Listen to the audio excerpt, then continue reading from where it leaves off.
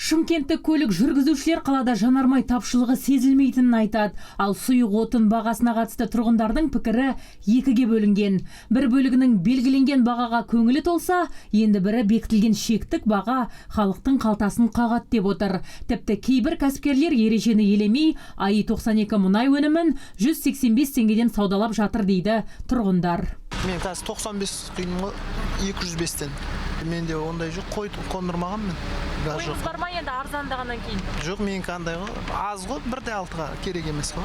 Бағасы әлі жоғары деп ойлаймын өзім, бірақ болады күн көруге. Былайша айтқанда. Қаншадан құйып, қандай құйып? Біз енді ең арзаны қазір осы заправка болып тұр, негізі қала бойынша 176 теңге. Қалғандардың бәрі 182, 185, сондай деп. Ең арзаны осы заправка деп болып тұр, негізі. Содан кейін арзаны қойып отыр. Мамандар жаппай тәртіпсіздік кезінде жанармай құю бекеттеріне шабуыл жасалмағанын айтады. Тіпті бұл нысандар тәулік бойы жұмыс атқарыпты. Қазір Автогаз Трейд компаниясында жанармайдың АИ 92 маркасы 176 теңгеге сатылуда.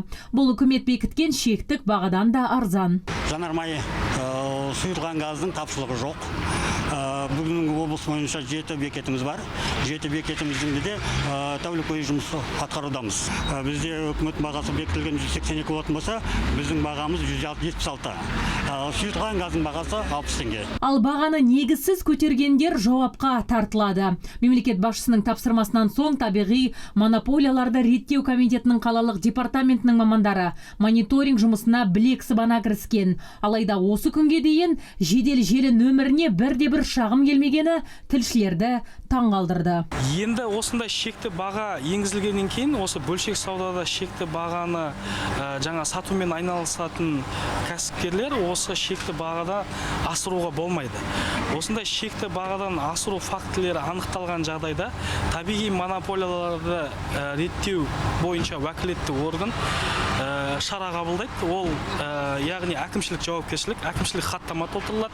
Әкімшілік хаттама Қазақстан Республикасының әкімшілік құқық бұзушылық туралы кодексінің 171 бабына сәйкес толтырылады және өкілеттілігі бойынша сотқа ары қарай жолданады. Айта кетсек, президенттің тапсырмасы бойынша жауаптылар сұйытылған мұнай газын, бензин мен дизель отынын бөлшек саудада өткізудің шекті бағаларын белгілеген.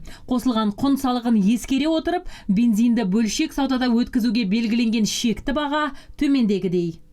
АИ 80 маркасының литрі үшін 89 теңге, АИ 92 маркасы және АИ 93 маркасы литрі үшін 182 теңге, АИ 95 маркасы үшін 215 теңге.